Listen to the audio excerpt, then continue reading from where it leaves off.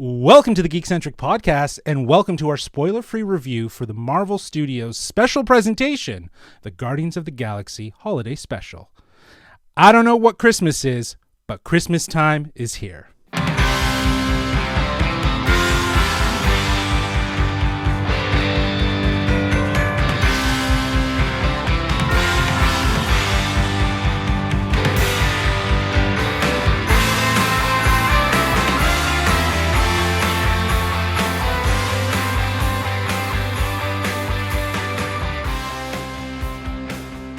Ho, ho, ho, you bunch of a-holes. My name is Justin, and if you're joining us for the first time, well, we are Geekcentric, a podcast covering the world of movies, TV shows, toys, collectibles, gaming, and all things Geekcentric. Before we get into the holiday spirit, I did want to let you fine listeners know that we do have a special interview out right now with Pom Klementieff, aka Mantis, who's starring in this holiday special. It's available now for you to watch on YouTube at youtube.com/geekcentric. We will put the link to that in the description so you can check it out. Maybe you want to check it out before you continue with this episode, or maybe you want to check it out after. Either way, you got to check it out because we will be referencing it as we get into our discussion. A huge thanks to our friends at Disney Studios Canada and Marvel Studios Canada for helping set up that interview, as well as getting us early access to watch this lovely holiday special so we could bring you our review in a timely manner.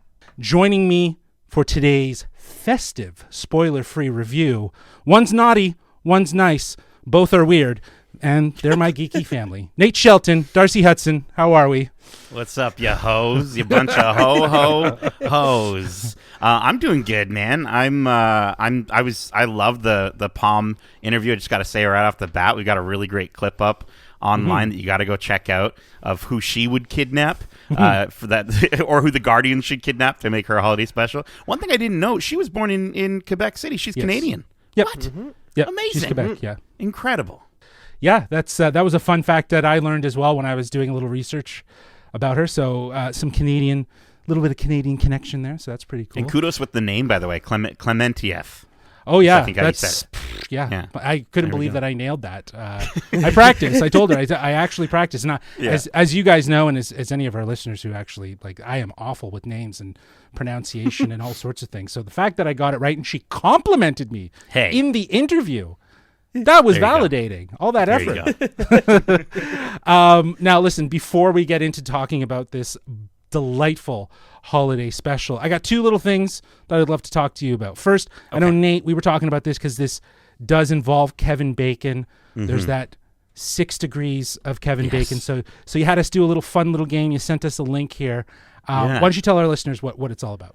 You got to check out. Listen, this is some high quality website that we're looking at right now.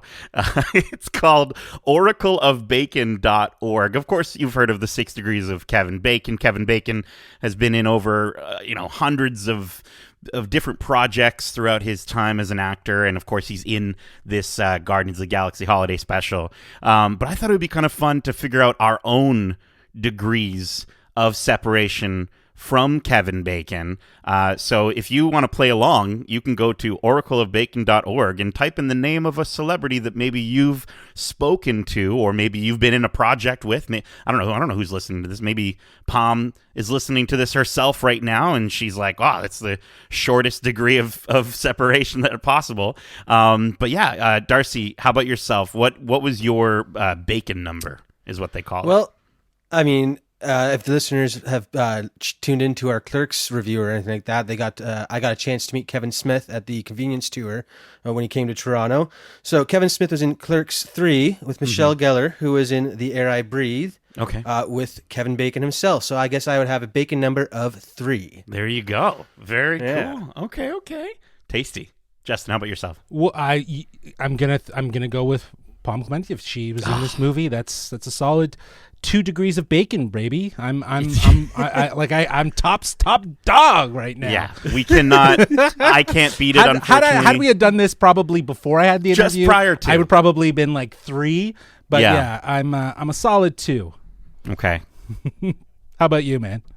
My Bacon number is also 3. Of course, we had the chance with our Andor interviews. I had the chance to speak to Denise Goff, who plays Dedra Miro on Andor, and she's in that series along with Forrest Whitaker. And Forrest Whitaker is in The Air I Breathe with Kevin Bacon. So, our Darcy, you and our bacon numbers are overlapping here. Like all good bacon should. Like, get that bacon, make a bacon weave. But yeah, dude, that is I've got a bacon number of 3. I think that it's so funny that this site exists. I was actually like when we were talking about it in the group chat, I looked online and there's actually a video on BuzzFeed posted where Kevin Bacon is doing the 6 degrees of Kevin Bacon and he's horrible at it. Like he got them all wrong. So he doesn't even really remember who he's acted in movies with. So I think that's incredibly funny. Well, listen, go to again, shout out oracleofbacon.org. There's some ads as well for if you want to learn how credits work.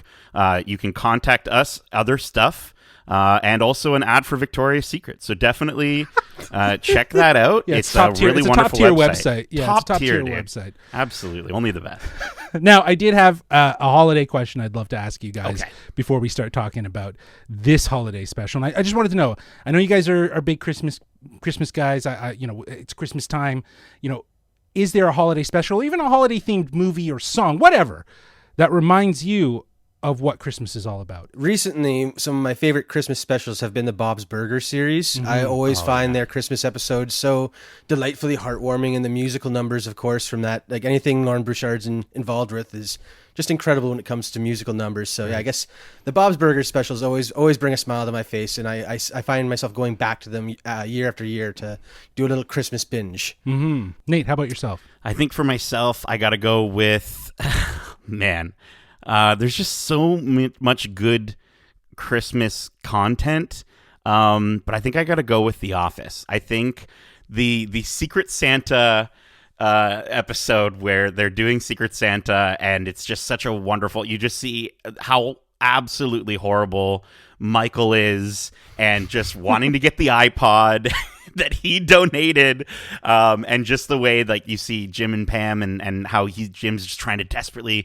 this is still before they got their relationship off, so he's trying to desperately get her the teapot, and it's so cute.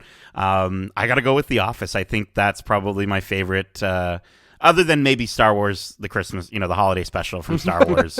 Obviously, you got to represent Life Day. But no, I think The Office might be it for me.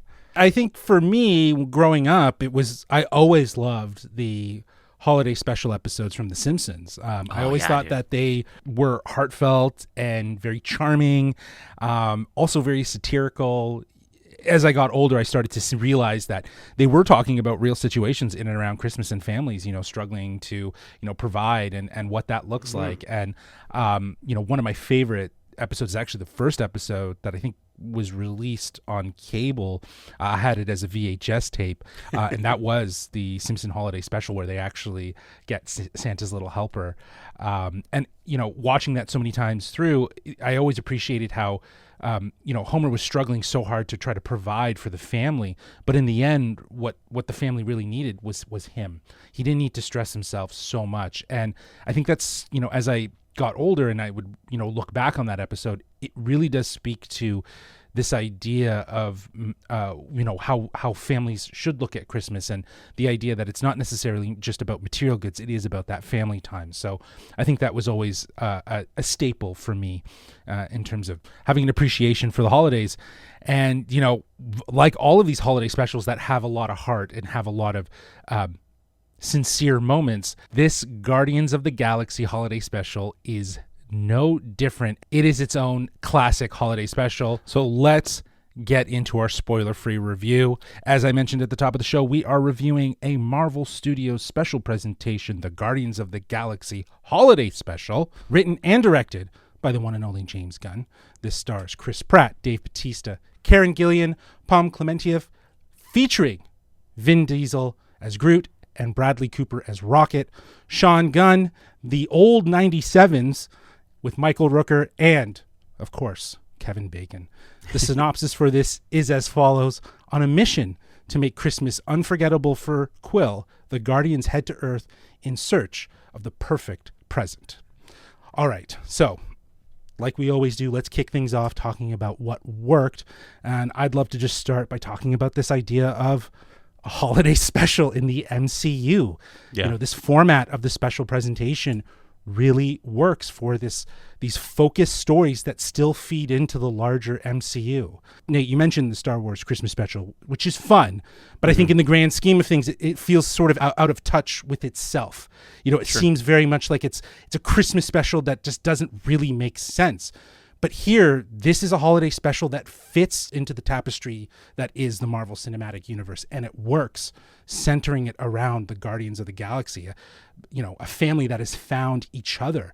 And, when you have Gunn, who's very character-driven in his writing, steering this holiday special, we get these hilariously heartfelt moments, and they're centered around a holiday-themed story. I just think it was so beautifully done, and just the overall presentation of this was a huge success. And there's a video that is out on Marvel's YouTube page that's like a featurette, and Kevin Feige talks about how this was the first project that they took to Disney for the Disney Plus platform, because James Gunn wrote it up in like 3 days.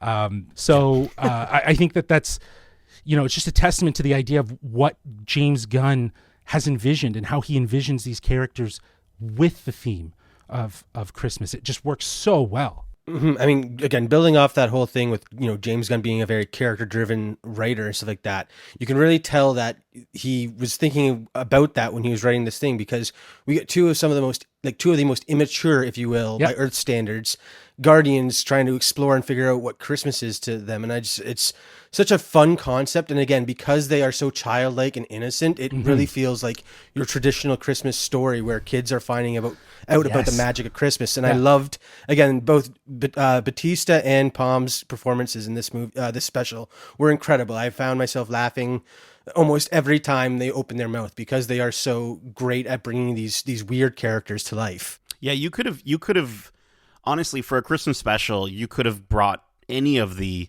Guardians of the Galaxy. You could have paired any of them together, but I was so happy that we got Drax, but I'm even more happy that we got more Palm as Mantis. I think we don't really get to spend too much time with her in the other movies and the times that we've seen her. So to get to sort of see her in this and get a little bit of character growth, get a 45-minute time span, which honestly flies by. It flies by with this, to the point where I was like, no, like I want more. I always want more, but no, I think Palm was fantastic in this. I think Dave Bautista is incredible as Drax at all times.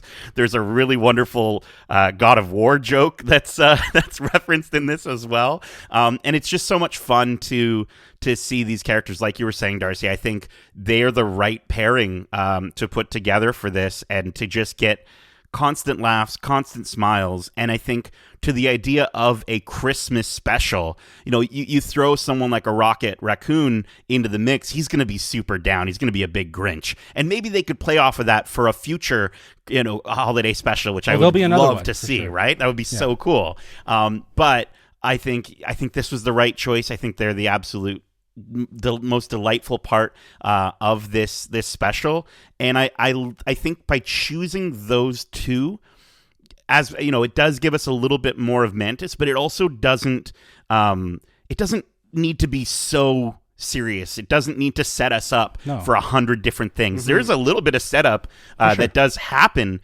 in this special that's, I think, going to benefit us going into Guardians 3, but by no means did they need to sort of give us these storylines that were like absolutely mind-blowing. I think it's just a lot of fun, and I was super happy to have them both in this special. Yeah, I think the pairing of Mantis and Drax makes sense, even from Guardians Volume 2. With Mantis's introduction, we see that there's a trust that's built between her and Drax, and we see that then flourish throughout the rest of the movies, leading into Infinity War and Endgame and so on. So we know that there's an existing relationship that these two share that seems very brother and sister, and they're both socially awkward with everyone, and it just makes for good comedy.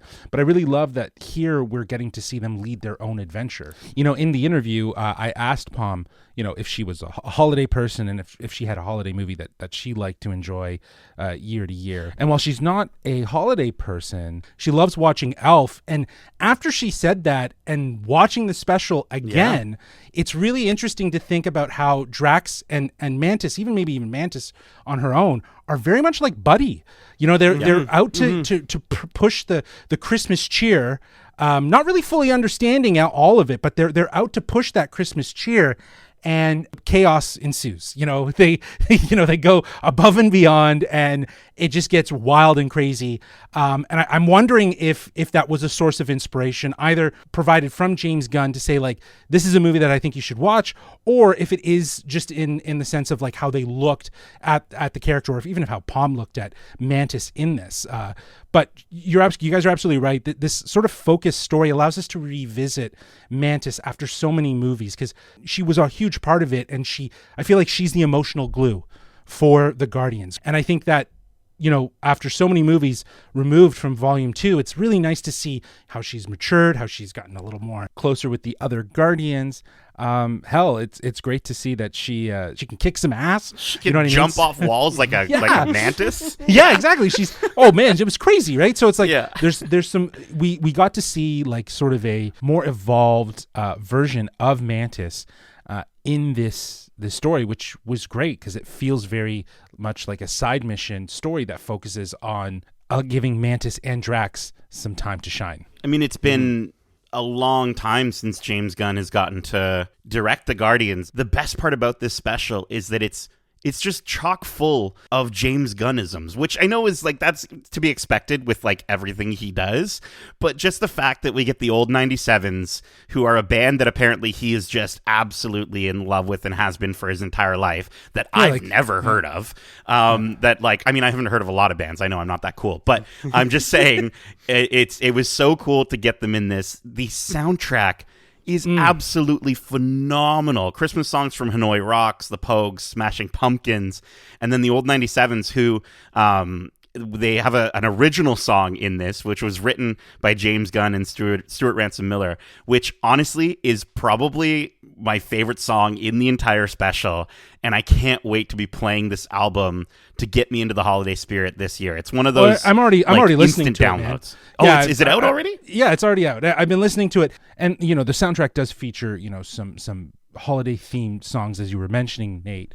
But John Murphy actually designed a lot more of the cinematic score that had the right nuances of a holiday themed score with, choir singing and little bells and so on and so forth. But it also had the nuance of like space rock opera, like what we know from the Guardians. It found a way to kind of mix the two. I listening to it on its own, you really do hear where it's holiday and where it's very Guardians-esque. So bravo. There's also a track called Kevin at Home, which is hilarious because we have a short series on YouTube called Kev at Home with Kevin at Home. Yeah. That's really, sorry, it's the first track I pulled up. That's really funny. Go ahead. Yeah, it's a really good listen, and it actually does very much capture the holiday whimsy. As I would describe it. So, the fact that they went that far, right? Like, you expect the cover bands, the Smashing Pumpkins, some obscure ska punk old 97 band, you know what I mean? Like, you expect that from James Gunn, but the idea that they went so far as to create an original score with the holiday magic to it, I love that. That's commitment to this being a holiday special. Yeah, and I like, on top of that though, like, there's also just so many references to DC. And I love that. And I love that there's so many references to the Suicide Squad. And we get, mentions of DC characters, and we get to see there's a moment where they're like showing where Drax and Mantis are going on a map throughout the stars of Hollywood. They stole like a map to find Kevin Bacon's house. And you get to see like different people that have all worked with James Gunn. And it's just these little things where I'm just like, I'm so happy that he gets to, obviously we're going to have Guardians 3, and then that's kind of it. So for according to him, who knows, but I just think it's so great that we get to sort of have this little celebration of not only the holidays, not only Guardians of the Galaxy, but James Gunn himself. And I think that's definitely fitting. And I was constantly smiling. Yeah, it's a good way for him to kind of do his swan song and bow out of the Marvel Cinematic Universe into the DC studios as we know it to be. But yeah, you're right. Like it's going to be weird to not have his approach of filmmaking and storytelling in the Marvel Cinematic Universe, especially after watching this short 45, 55 minute special. It really does make you appreciate, like, damn, James Gunn is good at doing what he can do. And you know that he is so committed to character growth and telling character driven stories. And that's what the MCU needs so much. And for better or for worse, DC Studios needs it as well. But this is a great side mission. This is a great sort of preemptive cap off to his time with the MCU. I'm really glad, though, that we do get, a feature length for him to close out the story, or his story with the Guardians in Volume 3. And I think this isn't like one of those things where it's like, you must make this part of your Marvel rewatch. I don't think it necessarily, like, again, as I mentioned, there's little tiny things that it sort of gives, as I believe what will be sort of well established by the time we're in Guardians of the Galaxy 3. But I don't think it's absolutely 100% necessary. But there are all these, like, sort of just tiny moments that just sort of add to the overall lore. And I will say we got our first voice performance from Maria Bakalova as Cosmo the space dog. Darcy, I know you were mentioning that you were like you were a little wary of whether or not you wanted Maria Bakalova in that role. How do you feel after seeing Cosmo in this special? Okay, it wasn't so much that I wasn't looking forward to seeing her. It was just knowing that they had cast her. I could tell that they were going to be doing the changes that they've done to pretty much all the Guardians of the Galaxy characters' backstories. And that, like, when it comes to the comics, most of the Guardians only really share the name and power set, and then everything else about them has been changed. And that's why I really enjoy their movies. And I got to say, this version of Cosmo definitely fits in the universe that the Guardians have fleshed out for themselves. And I do enjoy her appearance in this special. And I'm looking forward to seeing her, involved with the Guardians a bit more, because it seems like she is kind of almost becoming another member, so to speak. So I love that. Yeah, it's like a found family that just keeps growing, right? Like there's just always new people coming. And I will say, last thing I want to shout out is just Karen Gillan's dancing as Nebula. It's amazing. Like, she's just doing this, like, really angry dancing, and I'm just like, she's so stiff, and she's thrashing, bro. Oh, she's man. thrashing. That is a so much. hardcore mosh pit move for sure. So like good. You ska, right? But it's a little more, it's a little more rigid. Good stuff. I will say, though, with all the music numbers and just the use of music, I would love to see James Gunn do some sort of a musical somewhere along the lines. I think that this is definitely a taste of what he could do. He has great taste. Again, as we've been gushing about, he has a good sensibility of understanding character-driven stories and fusing that together to give us really meaningful, heartfelt moments. So it'd be great to see him sort of lean into doing a musical. I mean, dude, get him in with the folks who did Rogers the Musical. You know what I mean? Like, just do a full-on Marvel musical, like, as a special presentation, dude. Maybe not a Marvel musical. I would just say a musical in general. I don't know regardless. If we need Rogers. Just on the topic of Marvel musical, we're saying space opera. It kind of writes itself. There you you get go. like the Marvel version of, like, Tommy from The Who or something like that, but it's a James Gunn telling of Guardians from the Earth's perspective. That'd be so much fun. Well, he can have that one for free, so he can have that idea for free.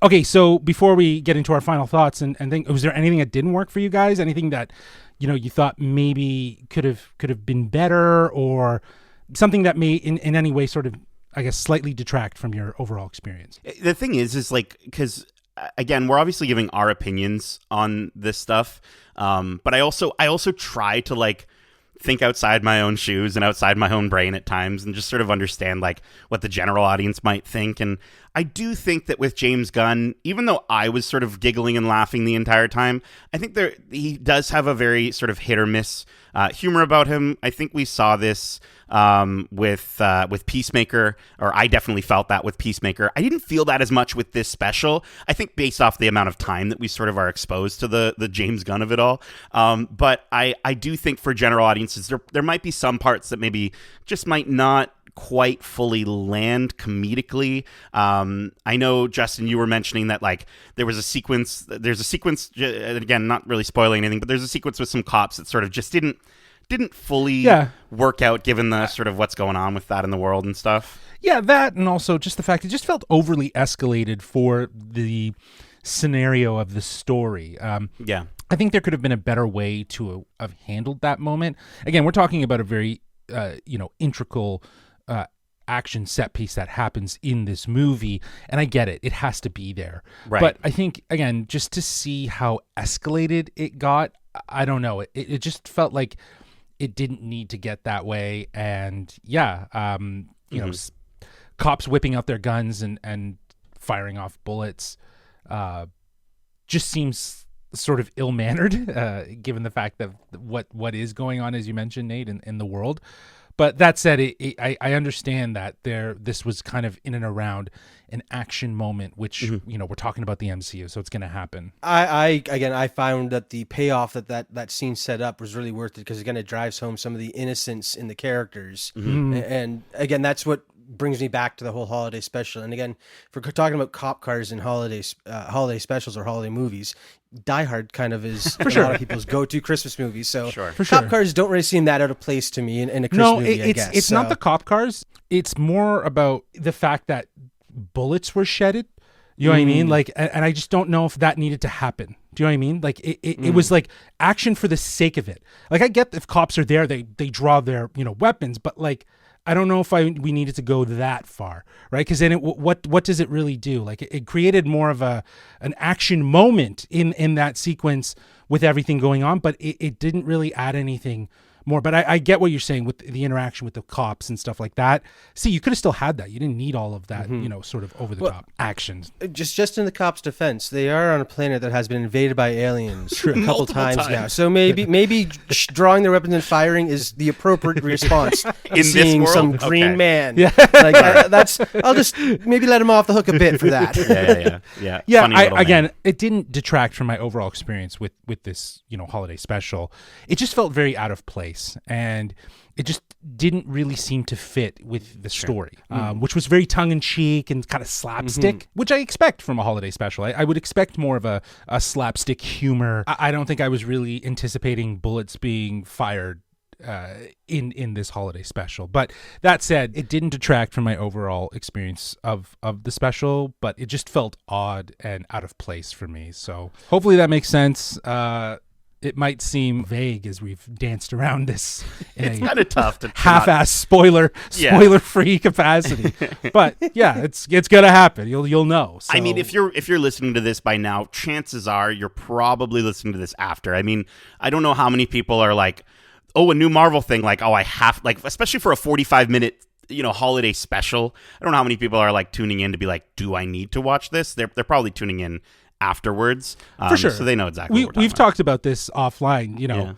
This is their second special presentation. This has James Gunn's name attached to it. It has the Guardians of the Galaxy attached to it. Kevin Bacon, dude. It's got Kevin Bacon as well, exactly, and he was so, great. Like, he was fantastic. He was so good. He was so good. And the fact that they made him this holiday MacGuffin, and this thing that's going to save Christmas. I just loved how they intertwined his persona into this story and made him the holiday savior. It's funny. It's so good. Really, it's really so good. But and he can sing, dude. He's a good singer. Yeah, I mean, he's always been, but yeah. There's a song there that he sings with the old 97 that's really, really great, and it is again another classic, and I think that this is very much a classic because it's got all the right little things, ingredients, making it great. So, with that out of the way, we've talked about what worked, what didn't work. I think it's time we put a bow on this, and let's get to our final thoughts with our rating, which will be on a scale of 1 to 5 Zardnuts. Delicious. Darcy, why don't you go first? Again, I didn't have any negatives to say, so I think it's pretty obvious where my scores headed. Again, this special, was much like the first one in that it delivers on that, holiday spirit, and in all the right ways, while still being very Marvel at its core. And again, this one being very James Gunn at its core really brought the humor, and I loved that. And again, getting a chance to explore a bit more of these two characters and their relationship between each other and with the rest of the Guardians was great. So again, a strong 5 out of 5 Zard nuts that I'll definitely be hiding from Mantis. Dude, you're eating all of them. You're eating all the Zard nuts, dude. For me, I think, you know what? This was such a delightful special presentation. I want this every year. I want every holiday. I don't even care if it's a holiday. Just give us more special presentations, because I think this format really does work really well to give us something that I feel like, again, there's such an expectation for some reason after Endgame that Marvel fans are just like, everything is Endgame. I need everything to push the phase forward. And we don't need that. And I think Phase 4 really showed us that. And I think these special presentations are really showing us that we don't necessarily need to be setting up a ton of things, which I think, to a certain degree, for some fans might be a bit of a detractor, that they're like, oh, they didn't really do too much. And it's like, no, just have fun. This is a holiday special. It's a little present. It wasn't something that we, necessarily were fully expecting, I think, before it was announced. And I don't know. I was laughing. I was smiling. It had me in tears of both joy and laughter. I legit teared up at the end of this special. I think it's really just, I don't know, man. I'm a sucker for that stuff. And I think, it just made me so happy in its own special way. And I think they could have, as I said, they could have done any of pairing of any of the Guardians, and it still would have been fantastic. But getting to spend this much time with not just Drax, but Mantis was excellent. I want to learn more about her, and I do think that she's going to be more important in the next Guardians movie. And I think this was a little sort of precursor to, as I said, to a lot of the stuff that they're setting up, and I think that's purposeful. It flew by way too quickly. I'm so excited to watch this with my extended family this season, and maybe in the future. Maybe this is something that I include as part of our sort of ritual. I feel like, to your point, Justin, it's a great pairing with Elf. If we talk about, wine and cheese pairings around the holiday, pair your Elf with your Guardians of the Galaxy holiday special. I think it's really, really good. And I really enjoyed it. I don't think if we're comparing and contrasting between holiday specials, for me, it didn't hit the highs. I mean, they're so different, but it didn't hit the production highs of Werewolf by Night. I do think that that's still a better special, but this was just so lovely. Please watch this. Please give us more. And James Gunn, don't stop making Guardians of the Galaxy. Just do it for the rest of your life. And DC. Just do everything. Do everything in the entire world. I'm giving this 4 out of 5 Zard nuts. I've saved a few Zard, or at least one Zard nut for Justin. Nice, thank you. I'm allergic to Zard nuts. So it's true. You are allergic to Zard nuts. Shoot. If they are peanuts, then yeah. I'm allergic to them. I don't know if there's much that I can really add other than, this is a joyful riot. It's a simple story filled with laughs, heart, and adventure. And to me, those are the key elements that you want for your holiday specials. You want all of those things to kind of intertwine and be the elf, if you will, that has all of those elements, and it doesn't take itself seriously. I think that's what's great about these special presentation formats. They can have fun with it. They can be loose. James Gunn went on the record as saying that he very much wrote this for Pom, for her to expand her character and for her to get a little bit more time in what her character actually means. I think that is like so well captured here, in that she doesn't need to be a huge part in Volume 3. She's going to be there. She's going to be involved.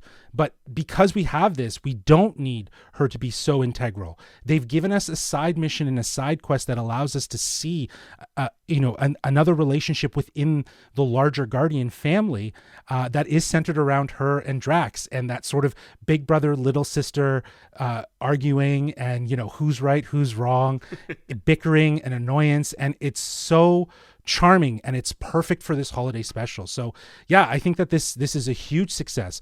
I do feel like that whole mid scene there with the cops is a little more escalated than it needed to be. It could have been more fun and elf-like, where they escape or Mantis does something. Like, something else could have happened that would have allowed the story to still feel effective without having to necessarily get so escalated like that. But that said, it didn't detract. It didn't take away from what is clearly a heartfelt story centered around a family, a found family that have come together over the many years, and we have shared that, and we get to see a little window inside of the relationship. So this is an instant holiday classic.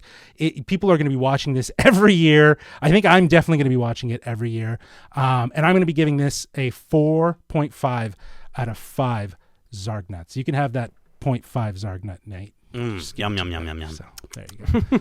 There you go. Well, that is it for our spoiler-free review for Marvel Studios' special presentation, the Guardians of the Galaxy Holiday Special. If you enjoyed this episode, feel free to leave us a 5-star review. We always appreciate that love, as it is a special gift to us. And if you want to write into the show and let us know your thoughts on this lovely special presentation, well, you can do so by reaching out to us on... Well, you can do so by reaching out to us through email at wearegeekcentric@gmail.com. That's wearegeekcentric@gmail.com. Or you can reach out to us on Twitter at GeekcentricYT or on Instagram at wearegeekcentric. Keep in mind, we have a ton of other content out for you to enjoy. We have a slew of reviews that are available right now on our podcast feed. Just this week, we already have dropped our spoiler-free review for Netflix's original series Wednesday, which is out for you to enjoy on Netflix right now. We also dropped our spoiler-free review for Rian Johnson's Glass Onion, a Knives Out mystery, which is in theaters as of now for a 1-week period. So check your local theater listings and see if you can go check that movie out. We also have our spoiler-free review for Disney's Strange World, which is in theaters as of now. Last week, we posted a ton of reviews. We have a review for Netflix's original film Slumberland. We have a review for Mickey, A Story of a Mouse. It's a documentary series on Disney Plus. We also have our reviews for The Santa Clauses episode 1 and 2, spoiler free, and we have reviews for Black Panther, both spoiler free and spoiler filled, so if you haven't checked it out. And we have our review for Mythic Quest season 3, spoiler free. So lots of stuff. We've been doing a lot of reviews. There's a lot of content out right now, so go give those a listen. Leave a 5-star review. Again, if you don't mind, helps us out huge. And let us know what you think. But until then, Nate, Darcy, thank you so much for joining me for this Yuletide spoiler-free review. And as we say, Christmas is here. Love ya. Laters. Peace.